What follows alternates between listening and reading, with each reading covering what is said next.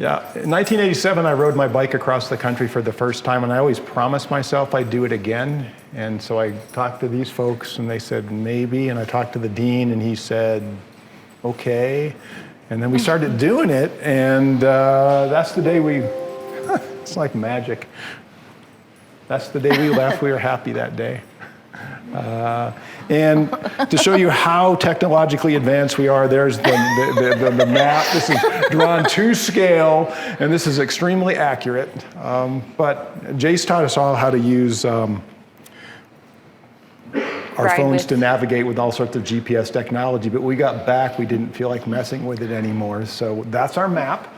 We rode on anything from single track to interstate highways.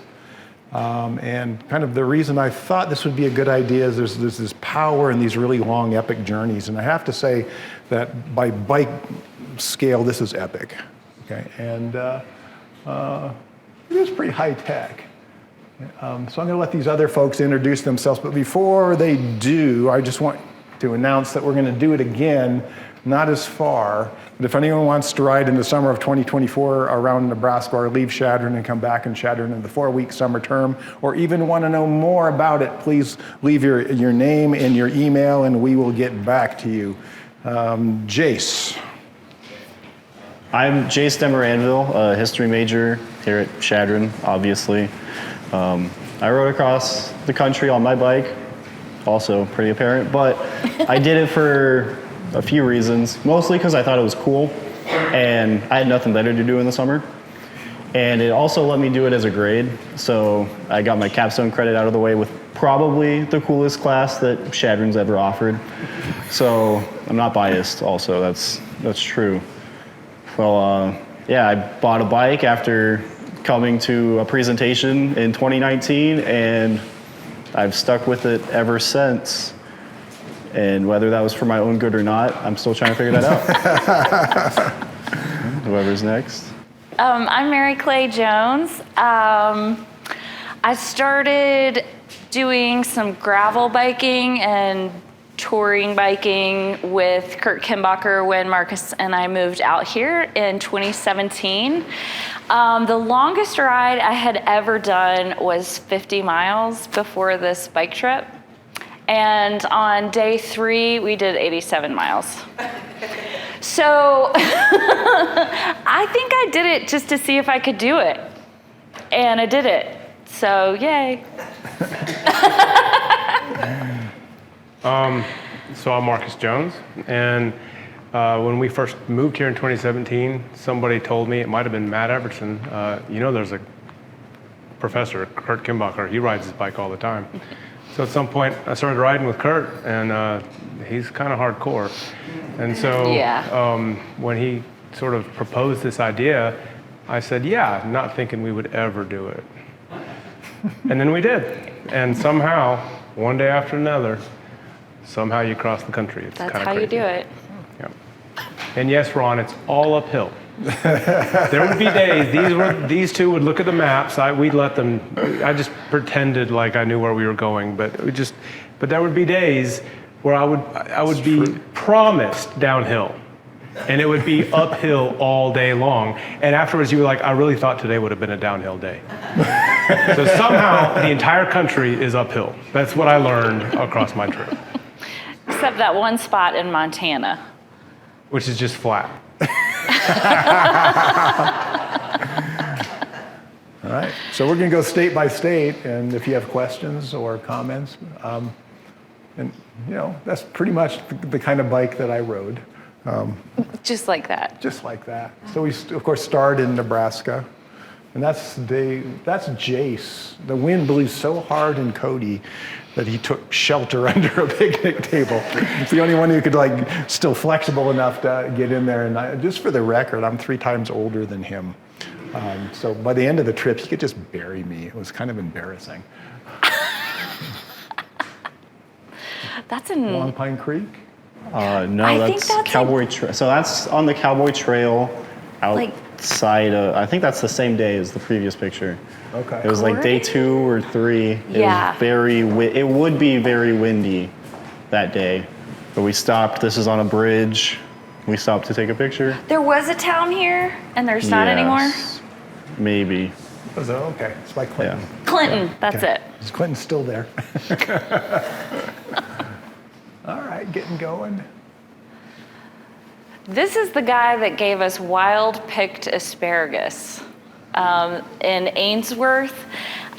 He had a side-by-side, and we were setting up our tents, and he came over and asked us what we were doing, as lots of folks did, and then he just handed us this grocery bag and said, "Do you like asparagus?" And I said, "Yes, I love asparagus." And then he kept bringing more vegetables over sort of through the evening. So we ate really well, and apparently, I think his name's Mike, Michael Walnuffer. and he helped build the park in Ainsworth.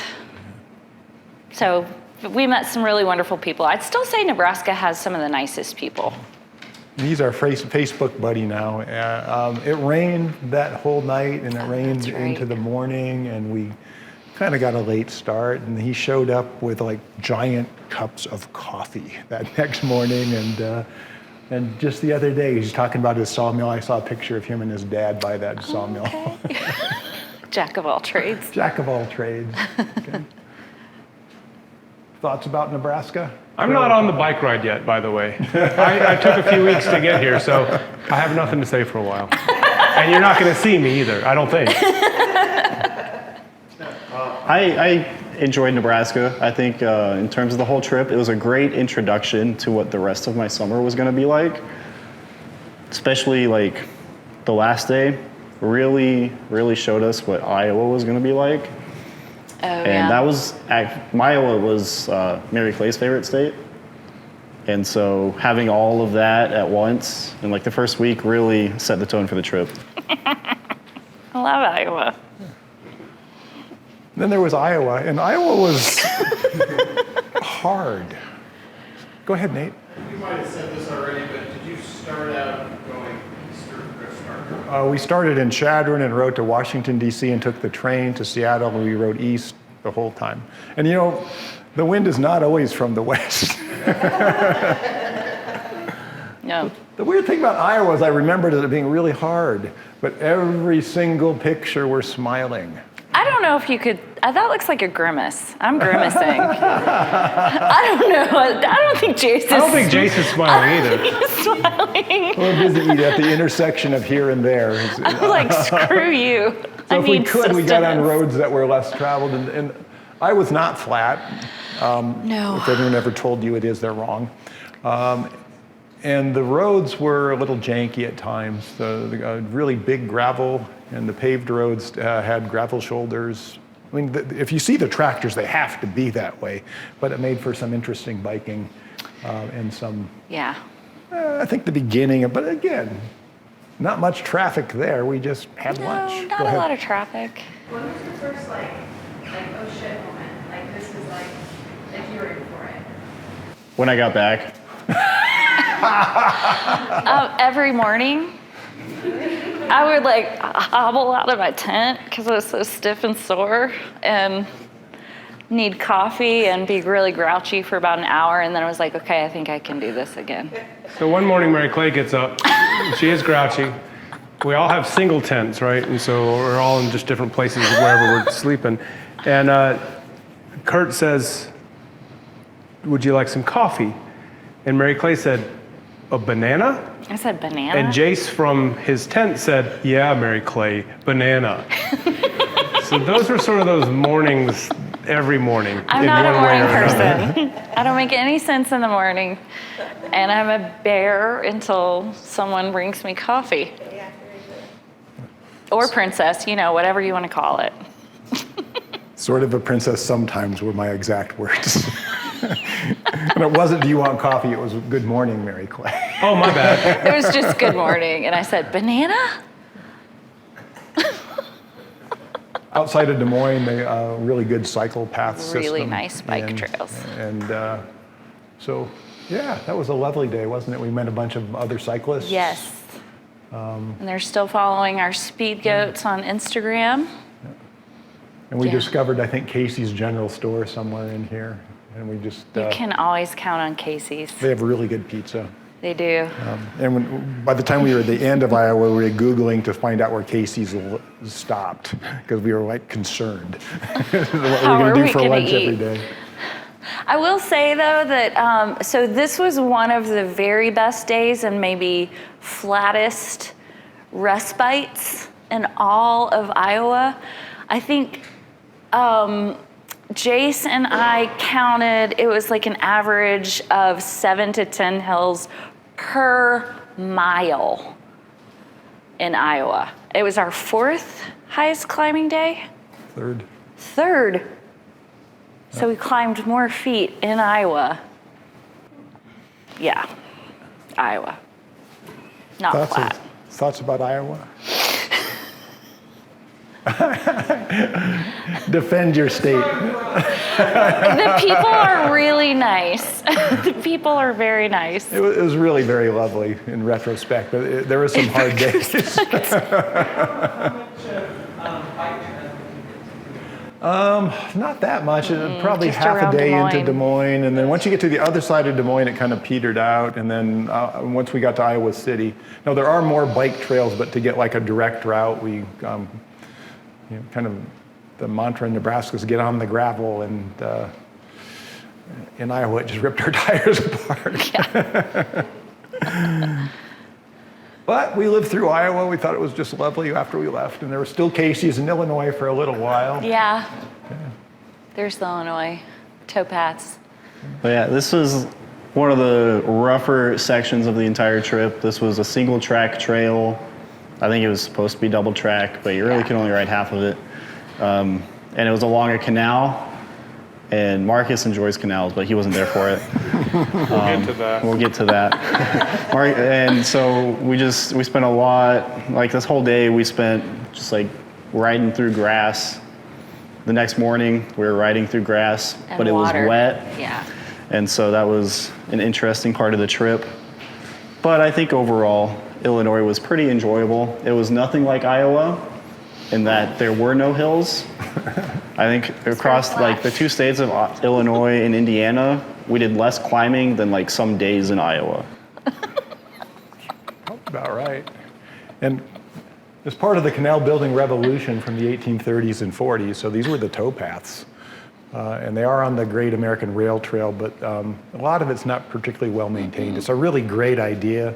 It's like riding the cowboy trail. Chunks of it every year are rideable, and then unless you have really fat tires, you're going to sink into it. But it was mostly a good ride.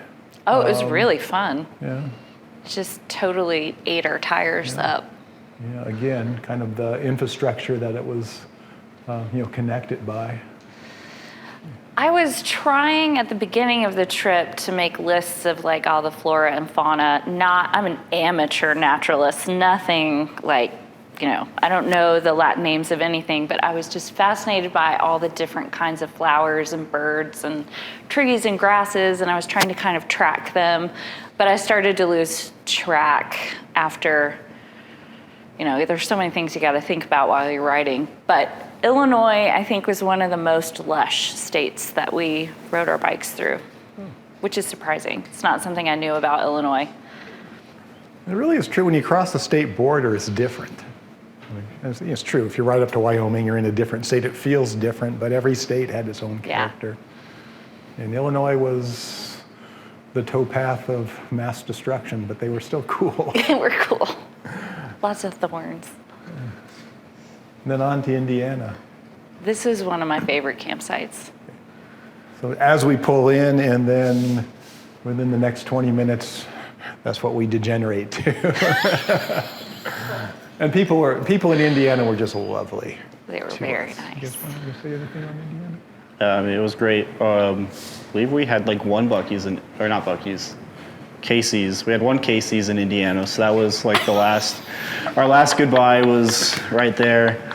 Well, it was a really great state to ride through. Like I said, it was flat. It was pretty easy to go through day by day. And people were really nice, and the weather treated us really well. Yeah, that's true. Throughout the whole state. We pulled up to the Sycamore campground, and they gave us their premier spot because they thought we were worthy of a premier spot. And It's then really nice. It was like on the that's the Wabash River. So down the river this way, people had their motorhomes, their RVs for the whole summer, and they had a little. And then they drove around in golf carts. Yeah. They just kept coming up and talking to us. We were having great conversations, but it was like, leave, we want to eat, please. So. And now we're going to go to bed. Please go away. And I guess the story of this one is some gentleman whose wife, they were old, but he showed up every day with her, and she had dementia, and they would go here every day to this beautiful spot. And every day it was new to her. So they had to tell us the story of that spot. Oh, and there were tiny squirrels. They were so tiny. They were like, I don't know, they were our little squirrel friends. Do you remember the little tree with they were like not boomers, but almost like little red Appalachian squirrels, but smaller. You know what I'm talking about. Oh my gosh, they were so cute. I just had to mention that. Yeah, I did jump in the river after this picture was taken. I did not. I didn't either. It looked too dirty. So that was Garfield. So when we got on this trail, and pretty much the only thing advertised about the trail was that there was a Garfield statue. And we stopped at this one, like a shelter off on the trail, and I was really disappointed because I hadn't seen Garfield yet, and I looked at a map and I thought we had missed him. Well, I jumped on my bike and I like pedaled like 2 strokes, and there he was. So I was pretty happy to see Garfield. You look pretty happy right there. We were on a paved trail then. We did a lot of double track in Indiana. And people were really nice. So nice. Mary Clay had to peel off and go to a wedding, and we were, let's just say, filthy. And so our bikes were filthy. We were just at a grocery store, and the person that was watering the plants washed all our bikes down. That was so nice. I think maybe Nebraska people were nice, but Indiana people were Okay, really maybe they're kind up to there. us. Yeah. So, all right, we all good with Indiana? And then she had to run away, and And it then was I just left Jace and I for a little bit. Okay. For a while, and into Ohio. We went through Amish country, which was really hilly. Our second biggest climbing day was around here. It was amazingly quiet. No leaf blowers, no tractors, a lot of horse and buggy, a lot of electric bikes. But just riding through the countryside, it was just serene. It's just not something you usually experience. I will say, there's nothing more disheartening than riding down the highway on your bike and then you get passed by an e-bike. Every time it happened, I was like, oh. My heart sank just a little bit. It was a harder state than Iowa in some ways. Okay. Yeah. I'll go back and But a check it nice out. trail, and we rode with a few people on the trail. That's just the highest point on this. Just on old rails to trails. And it connects Cincinnati to Cleveland or Toledo. Something So like some that. people were like doing the Trans-Ohio thing, and we got to see them periodically. Our longest day was in Ohio as well, just because we could. Every tour you should ride 100 miles, and it was a nice day. The wind was good. We figured out a place to stop, and that's the day we chose to do it. I was gone. I wasn't going to be there to complain. Yeah, but you missed out. It was a good day. West Virginia took us like a couple hours. It's just that little tiny panhandle that separates that. And we had a snack. He sang "Country Roads Take Me Home" 3 or 4 times, and out of nostalgia. And there's the Ohio River at Steubenville, Ohio. Okay. Your thoughts about West Virginia? Were you glad to be back? No, I was glad that it was only like a half day's worth of West Virginia paddling. Did you get to see the Blue Ridge Mountains at all? Not the Blue Ridge, no. We went over the Alleghenies, but we didn't see the Blue Ridge on this trip. We're a little further north. So I don't like West Virginia as much. I had spent like 2 weeks camping there a couple summers ago. I just like it was really hot and muggy when I was there. So like I already had a little bit of a distaste for West Virginia, but we didn't stay there, so this was a pleasant trip. And we clicked a state off, which was good. On to Pennsylvania. Looks like West Virginia. Except it's Pennsylvania. Markus joined us at Pittsburgh. We found him at the... The fun's getting ready to happen.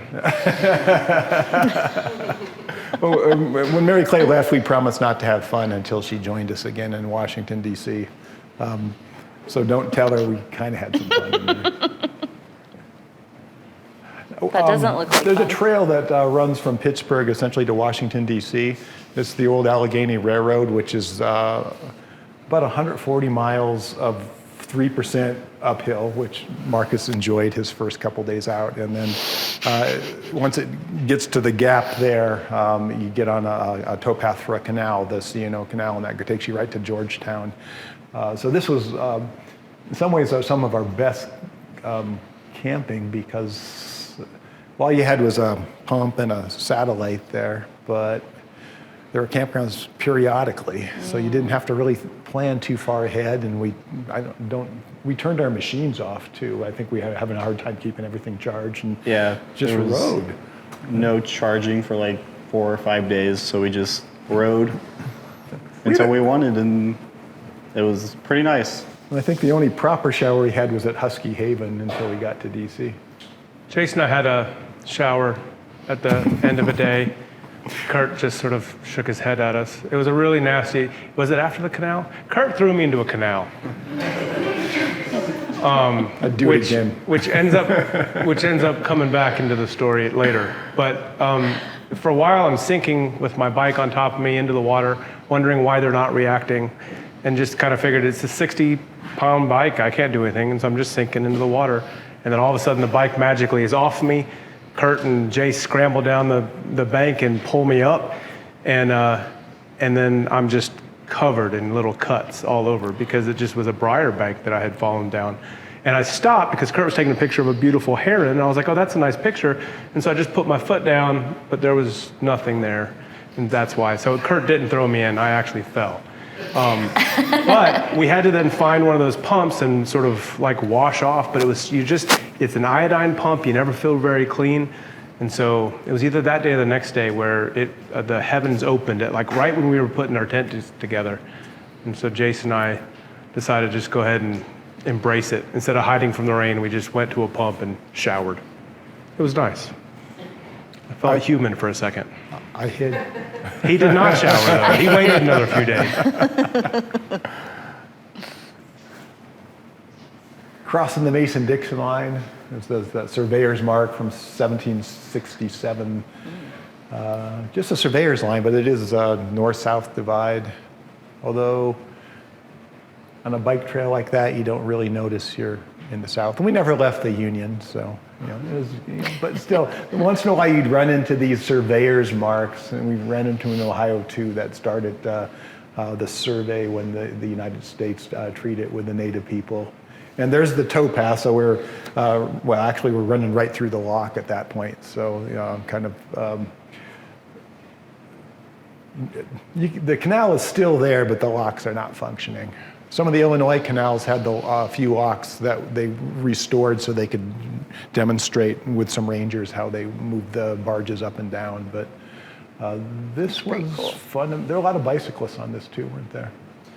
So looking at this, Jace was saying that he didn't like it when the electric bikes would pass him, and that is a little deflating. But he's more of a morning person than I am, and so in the mornings he would get on any one of these trails. We'd get off, put up all our stuff, get on our bikes, and Jace would be gone. Like I would not have yet even gotten up on the bicycle, put my foot. He was just gone, and Kurt was like, "Yeah, that's Jace." And at some point around lunch, we'd find him somewhere, charging a phone. I asked him what he had for breakfast one morning, and he'd bought a bunch of different Pop-Tarts. He's kind of a Pop-Tart connoisseur. And you bought like 4 different kinds. And I said, what did you have for breakfast? Because you took off. And he said, 7 Pop-Tarts. The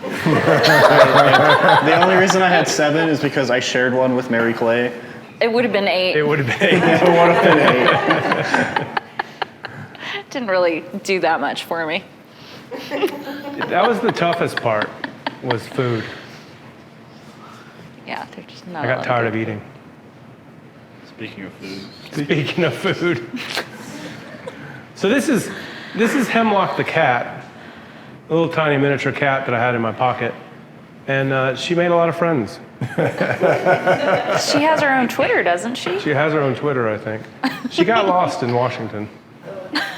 She found her way back in Missoula. She did. She had multiplied. Like a cat. She did multiply. There's DC. Jace peeled off to meet his uncle when we got to DC. By the time we got to DC, we were completely covered in mud.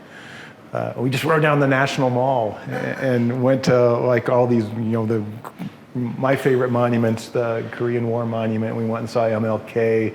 We went to just a bunch of the ones that we wanted to see, and It was weirdly looked at the freeing. White House, and we were just like dirty guys on bikes. We had a great German meal in Georgetown, and I just loved the National Mall, and it was just a great day to be there. It really One was. of the, And we were nasty. And Kurt and I, I'm like, you're just amongst all these people and you're covered in mud, have everything that you carry with you on your bicycle, and nobody really cared. No, we had nothing clean, and we stayed at his. It's kind of weird. His uncle's like 2 years older than you, and his niece is 2 years younger than him. It's like, so we Weird family dynamics. Yeah, we put if you remember the Cat in the Hat with the pink bathtub ring, we did that to his nieces. We were just. Okay, so this is before I showered. There is a trail of dirt from the entrance to my uncle's studio apartment up like 6 flights of stairs to where he lived. Except we took the elevator. I wasn't gonna haul my bike up. But there is a trail of dirt, and then when I finally stopped in his apartment, it just was dusty everywhere. It took a few showers to actually feel clean again. And can you tell we're related? Because we aren't actually. When you do the math, it doesn't add up. But yeah, so I stayed with my uncle. I hadn't seen him for a while, and I enjoyed it all. We stayed in DC for a while. Mary Clay enjoyed the game. The rest of us were grumpy. It was full sun, and it was, Yeah. what, a 1-0 game? No, it was 0-0 game? No. They just sent us home It was and a called kind it a of tie? boring baseball don't game, and we remember. got fried. Although I'll say this, Dr. Kinbacher right here likes a good baseball game and has a whole lot of slogans and yells things, and You I want didn't know to who see he an was for a little while animated there. Kinbacher? Go to a baseball game. Should we not have let that out? We don't have a baseball team, so they'll never know. So at this baseball game, I decided to eat the stadium, and by that I mean I tried to eat as much food as I could at the stadium, and I regret that greatly. He did though. Every inning he came back with a couple hot dogs, and What whatever. else? How many hot dogs did you eat? I only had one hot dog because there are more things at a baseball stadium than hot dogs. I had a crab cake sandwich. That was pretty good. I had 2 hot dogs. I had a classic hot dog, then I had a banh mi hot You dog. had more than 2 hot dogs. No, I had something else. I don't remember though. Oh, a steak frite sandwich. So just steak and French fries and some sauce on a loaf of bread. I ate that. A couple hot dogs. Yeah. I had a lot of food that day. Well, Some ice cream. Oh, keeping yes. us all fed, we used to carry emergency sandwiches for those sandwich emergencies that happen periodically. And then we took a train, which was fantastic. When I was young, I So used much to fun. sleep on the dining car when they closed it, but I'm not young anymore, so I got a sleepers, and it was great. It That's was North really Dakota. fun. So 3.5 days on the train. Quick start. Go ahead. Did you guys camp in DC or? No, he stayed with his uncle, and we stayed at Markus's nieces, so we stayed with friends. Like, when you rode in on your bike, did you ever have to navigate city streets on your bike? Yeah. Cities are really hard. Actually, suburbs are the worst. I'd take a downtown city with a bike lane over Des Moines suburbs any day. Some scholars have called it the donut of inaccessibility. So the bike lanes in the middle of the city, the countryside's great. Suburbs, you're taking your life into your hands sometimes. But DC wasn't a problem. But the towpath came right into the middle of DC, and so we were right on the Potomac. Yeah. Yep. I flew into DC. So had no trouble. Then got on a train. And then we got on a train. We played a lot of cards. Kurt, you look really happy right there. We were winning. Go ahead, Nate. Were you guys able to get one ticket that brought you all the way back across the country from DC, or did you have to cobble together? No, one ticket. We had to change trains in Chicago. But Yeah. yeah, so Yeah. There's like almost any Eastern Seaboard. Well, not any, but from Baltimore up to Boston, you can go to Chicago on the Amtrak. And then from Chicago, you can choose like Denver, LA, San Francisco, Portland or Seattle. And you can buy all aboard America fares still. You can get 10 stops, and it's a reasonable way to travel if you sit coach. But it's easy to ship a bike. Yeah. I don't know, I loved it. It was really fun. Met a lot of people. The train went right through Glacier National Park. right at sunset. It was so beautiful. It was very beautiful. Markus got a sponsor. Our one and only sponsor the whole trip. So we have you need underneath your tent vapor barriers so that you don't wake up wet every morning. And some of the wind and stuff sometimes just gets nasty. And Mary Clai's at some point it got pulled off her bike and blown away. So I rode into town to find like a lumber yard or a construction site to see if they just cut me off a little piece of plastic. And I found this place, they were a little bit more specialty, and they're like, what are you doing? I mean, they could just, see me. And I was like, I just need a small piece of plastic. I explained to them what they were doing. They're like, I tell you what, we'll give you exactly what you want if you wear this, and we're gonna sponsor you for the rest of the trip for a sheet of plastic. I was like, all right, deal. And so I wore that for one afternoon. It was hot and sweaty. They're following us on Instagram. Yeah. Sponsorship was just the form of keeping the plastic for the rest. I got the plastic. That was the sponsorship. I still have it. It's I great have low plastic. standards. Still sponsor you, Ted. Technically, we still have that Sorry, piece of yeah. plastic. We spent a few days in Seattle. We needed tires Yes. and rest. And rest. And Vietnamese food. Yes. And they went to a baseball game, We did. which is their way. And They slept in fixed bikes. convalescence. We were, yep. How many tires did you go through? she went through the most. I think you were the tire change champion. I went through a Three. set. So started with 2, came back with 2 different ones. I think I went through 3. I didn't go. You do the math. I guess I came back with 4, but we can save that for like the next slide. The rubber tire actually ripped, or it's just Oh, it just wears out. Yeah, there was one big split. I kind of blew up outside of Missoula. Just went. It was done. Oh yeah, at a stop sign. You just rolled up to a stop sign and we all heard a pop. Well, that was in Seattle. That was the first tire. Oh, that was the... If you ever And do the this, Missoula. halfway through buy new tires. Actually ship them so you have the tires you want, because they're not. was A hard tire to can't do find. 3,400 miles. Just can't. But I blame the towpath canals in Illinois for mine.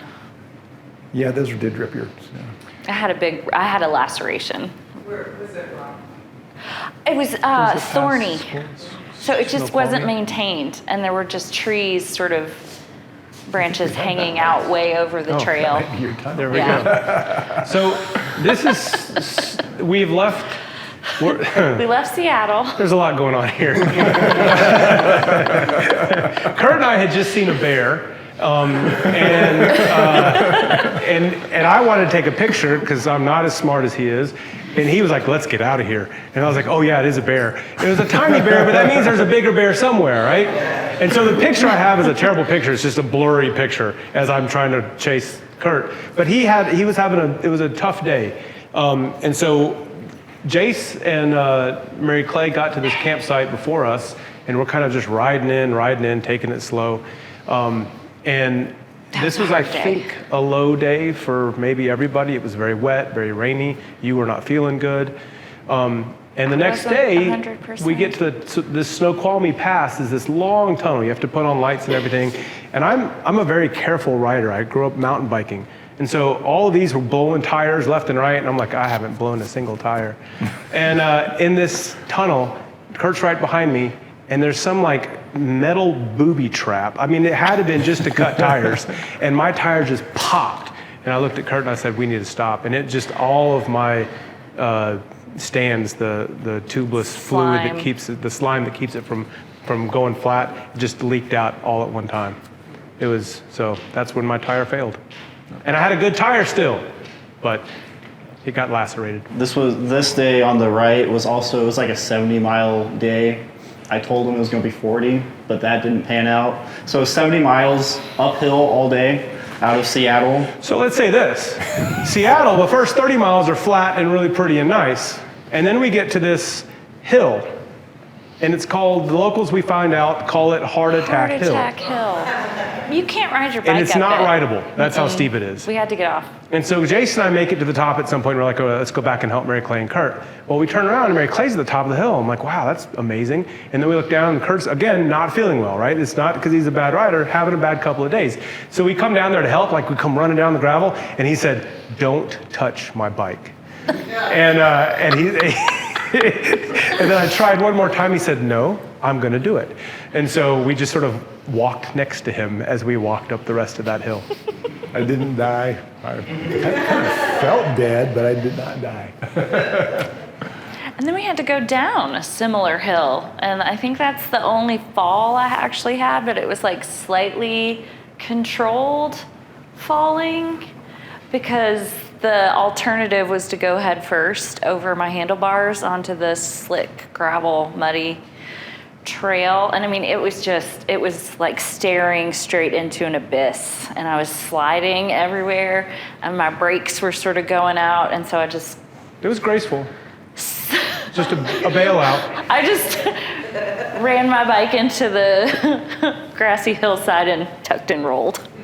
I didn't get hurt. Then at the bottom of that fine hill, there was a no trespassing sign, so we had to go back up and find a new way Turn out. around and push our bikes back up the hill. We're like, Jace, what have you done? That was a common trend. I would lead us occasionally, it was like once a week. I would lead us down this path that would not work out, and then they would get upset at me. Just until we got back to where we needed to be. He did a Usually. really good job navigating us most days. I'd say all days. Oh yeah, look, there's a lot of snow. So This is June. they're convalescing. We took an extra day. We're in Snoqualmie Pass. And Jace and I decided on our rest day to climb Snoqualmie Peak, which we thought was a hike, but there's 20 feet of snow. So it turned more into a bear crawl with made crampons out of sticks. And at some point, Jace looked at me and was like, do we really want to finish this? And I was like, I think we do. But it was touch and go for a little while. But we made it to the top, and that was probably one of my favorite days, but it wasn't on a bicycle. Maybe it's because you guys weren't involved. You guys were whooped. That wore us out. Yeah, so when you're hiking and basically climbing, it uses different muscles than when you're biking. And I guess we didn't think that part through. And Again, we didn't know there was 20 feet of We didn't snow. know there was 20 feet of snow up there. And I didn't know how steep it was actually going to be. Yeah. But we were sore for a couple days. Yeah, But it was a fun day. it was really And you beautiful. could see, Beautiful. it was amazing up there. I think that's Mount St. Helens, the big white It guy in is, the yeah. back. As the higher we would get, this big mountain in the distance was like getting higher than us. And we were like, what is that? And then with a little bit of Google mapping, it was Mount St. Helens. Yeah. Just another day in paradise. This is the Heart Attack Hill, or shortly after. This is towards the top, I believe. I look red-faced. Well, you just climbed the hill. Okay. This is on the state line of Montana and Idaho. Is that right? Lookout I think we're still in Washington. That might be Lookout. You might. That is Yep, Lookout, That is yeah. Lookout. Okay, So it's out so of we had order, just climbed excuse a me. mountain. This is my first real mountain pass climb, and I was very worried, Oh, it is. but I did it. I was alive. I complained the whole way up, but I made it. This was on a bicycle, this might have been my favorite day. I don't really know why. It was a cool road. It was a really Yeah, cool it road. was beautiful. And we're going up to a ski mountain. This is a ski mountain up here. It's just, I don't know, had fun. And then it was a downhill after this, an actual downhill. That was fun. The only one of the trip. The only one. But before we got there, we left Spokane and rode across the Trail of the Coeur d'Alenes, which is a paved 70-mile beauty hood ride with So picture beautiful. postcard sort of weather, and apparently we liked it. That was We had a room with a view. my favorite campsite. So that's Harrison, Idaho, which I've stayed at before, and I knew that we had to stay there. There's a pretzel, coffee, beer, bike shop up the hill. If you needed any of those things, they had it. Bike house. Bike house. This is my all-time favorite campsite. It had a really nice shower too. Yeah. Yeah. I was looking at vacation homes in Harrison, Idaho. I liked it so much. Then we ran into this place after a bunch of climbing days, and we pulled into this little campground in Darby, Montana, and they said, I don't even know how we figured out that they meant when they had a tent for us with beds She in kept it. saying, "Do you want to come look at it?" And we were like, We just want to pitch our tent. "Look at where we're gonna put our tents." And she looked at me and she said, "I mean, you can put your tent there, but there is a tent." And I was like, "Wait, what?" We just kept sort of talking past each other, and then we found this, and we were like, "Oh, we're glamping. We got beds and sheets and And pillows it had a fan. and a fan, some shade." Kellogg is also where Mary Clay tore my sandal. Oh, I did. I'm sorry, Jace. So my second pair of sandals of the trip were now. I still haven't Not- paid you back for that. Yeah, you did. I did? So we bought Yeah. an emergency sandals. Yep. So I bought another pair of sandals at some point. So many good camping spots in Montana. That one was full of mosquitoes. People are happy in Montana. It's a very beautiful place. So yeah, the mosquitoes are very happy in Montana this year. It was really wet, and if there hadn't been that shed down there, we would not have survived. We would have had all the blood sucked out of our bodies.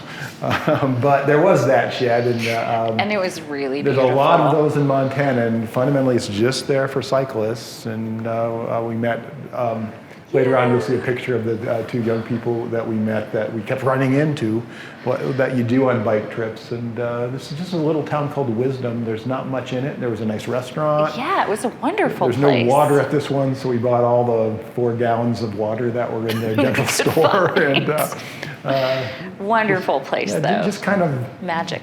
Montana. You climb a bunch of mountains and you stay in shacks. St. Regis. We took a day in St. Regis. I knew this was a nice place too. I'd stayed there the year before. I mean, it doesn't look like all that special there, but it was really shaded. It's beautiful. We were close to a place where you could get a huckleberry malt or 3. Or more than one. Multiple. We just took the day off and drank beverages and ate giant sandwiches. And we had some really nice neighbors who got too much ice, and they gave it to us. And Jace put some on his sunburn, and I asked if I could put my Achilles heel on his sunburn ice. So we made it do double duty. He doesn't look that excited about it, but I was pretty grateful. There's some things you just have to learn to put up with. Yeah, and like I had a really bad sunburn this day because of Washington. It was funny. We had spent the day before in the mountains with snow, and then like 2 days later, Yeah, we're in a I desert. had like the worst sunburn I've ever had. And I had sunscreen. I just never put it on for some reason until it was too late. Youth.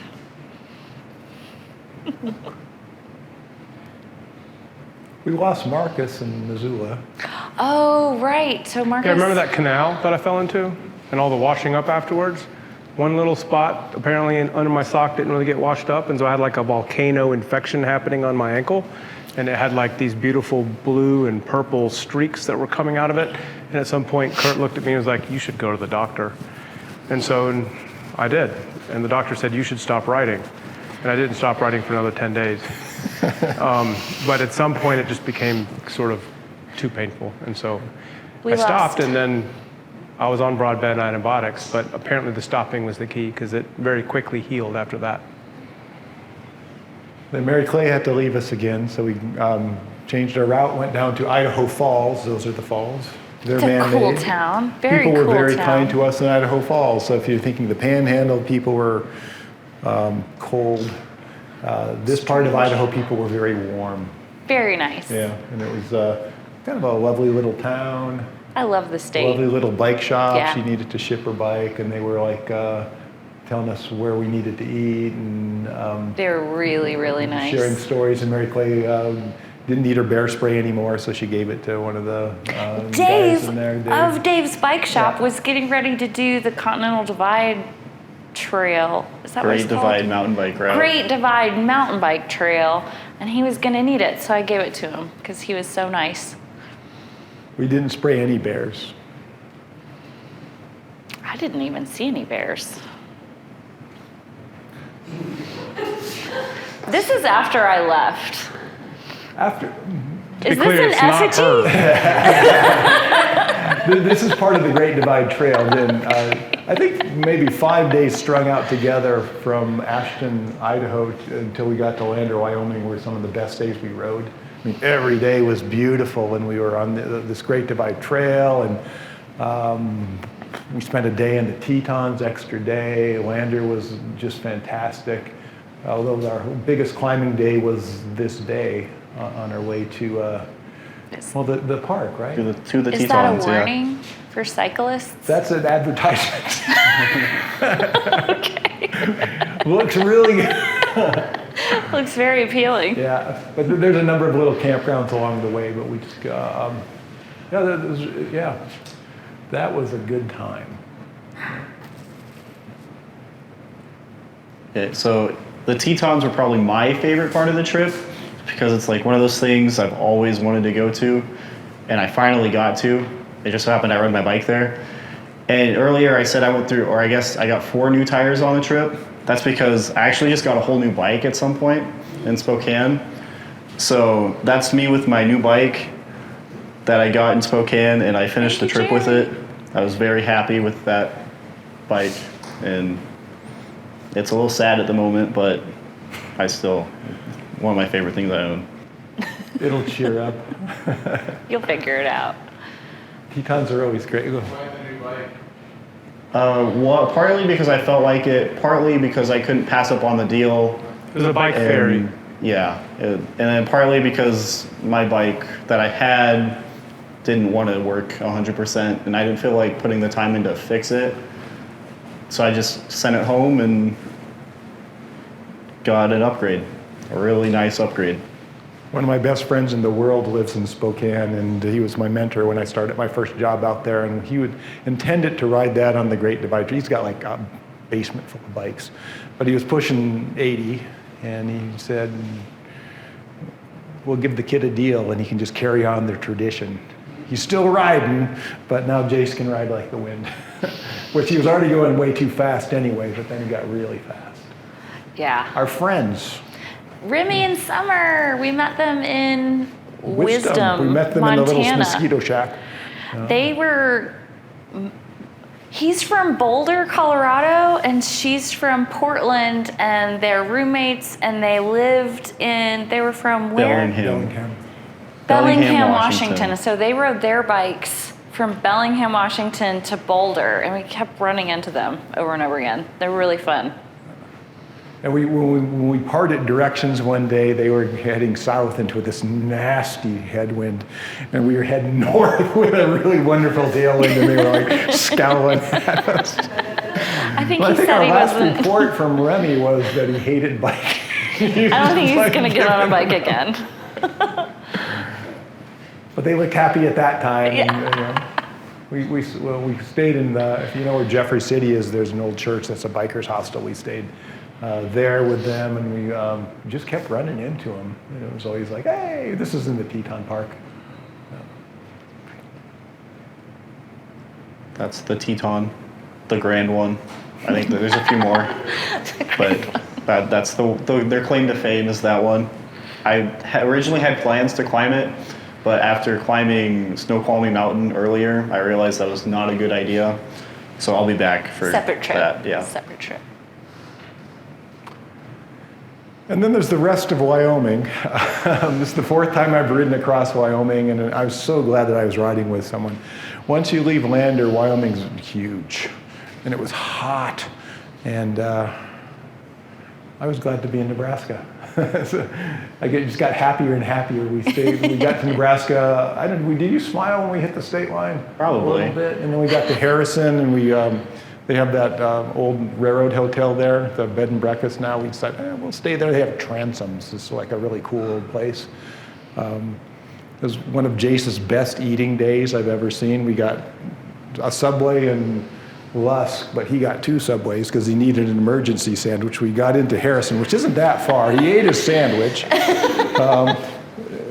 After we had been in the grocery store and drank a gallon of Gatorade because it was really hot, and I ate a tube of chips, and then I was hungry, and he said he wasn't. We went across the street to the Longhorn and had, he was hungry again. I think I went back and had more to eat after that. Oh my gosh! Did you eat a whole cow? Yeah, so that's Smiley Canyon. So that's as you're getting close to. Well, most of you probably know where that is. Yeah. Did you ride on from Lander to Nebraska? A highway. Yeah. Well, there's a little bit outside of Douglas. There is some back dirt roads that we rode, but and some of that we were on interstate. We were making time. It was time. It was a great trip, but after Lander, it's like I was toast. I mean, not physically, but I was ready to be home. So we rode it hard, and then we got to Nebraska. Yeah. And although Markus thinks it looks a lot like Wyoming, I always deny it. I think it looks It looks like decidedly Nebraska. Nebraska-ish. Yes, ma'am. How long did you all sleep when you got back to your beds? I'm still going to bed at 8:30 every night. I mean, I'm not gonna lie.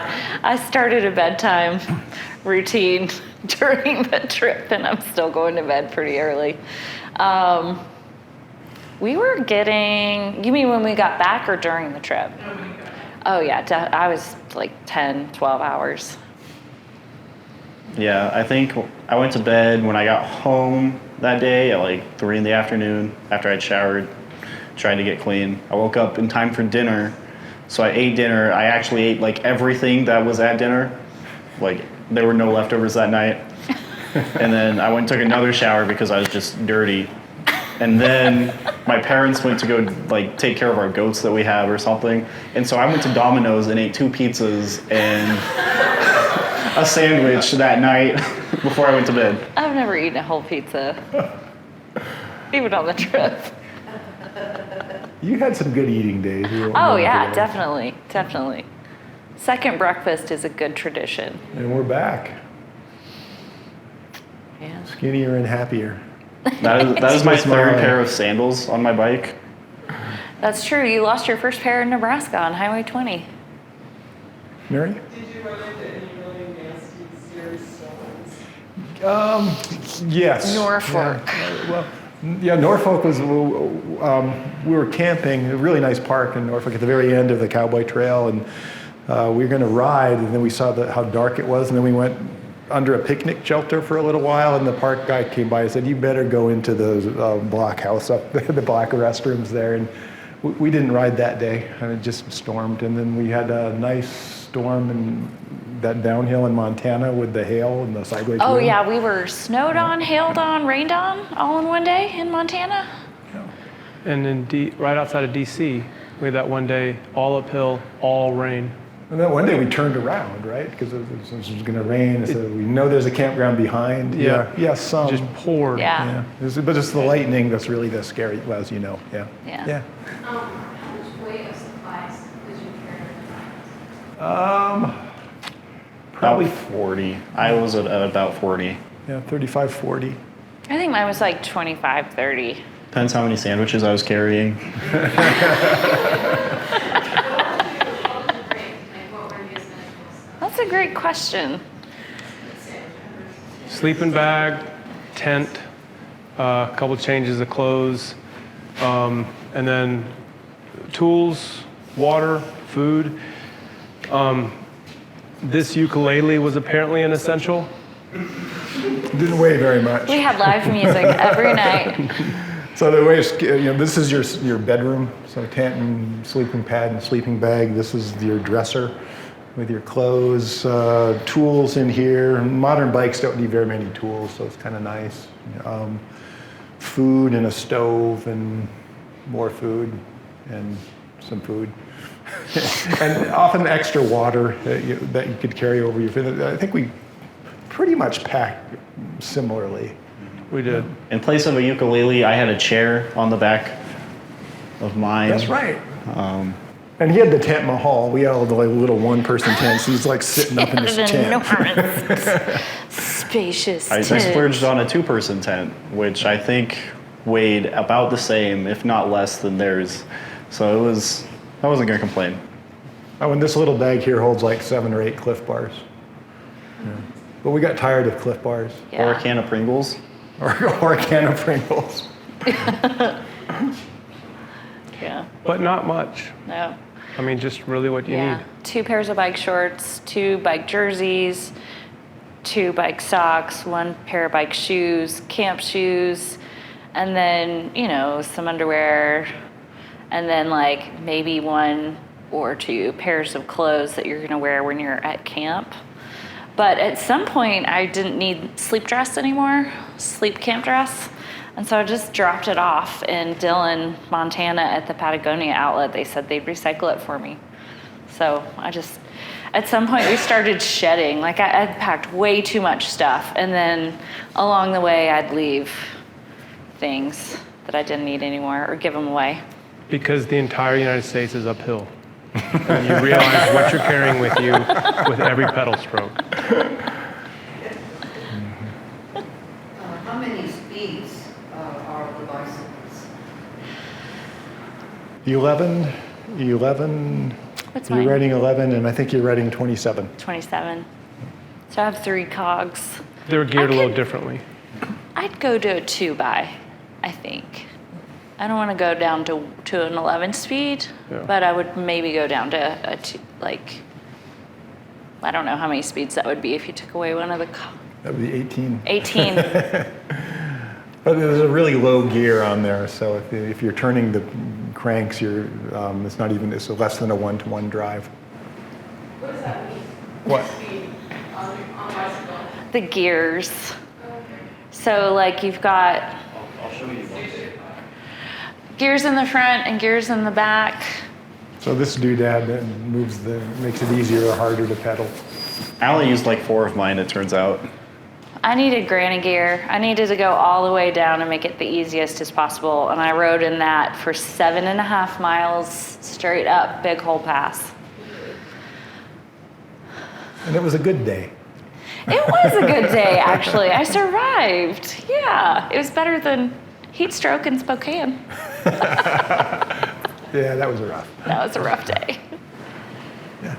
Did the trip spark any academic or creative projects? No.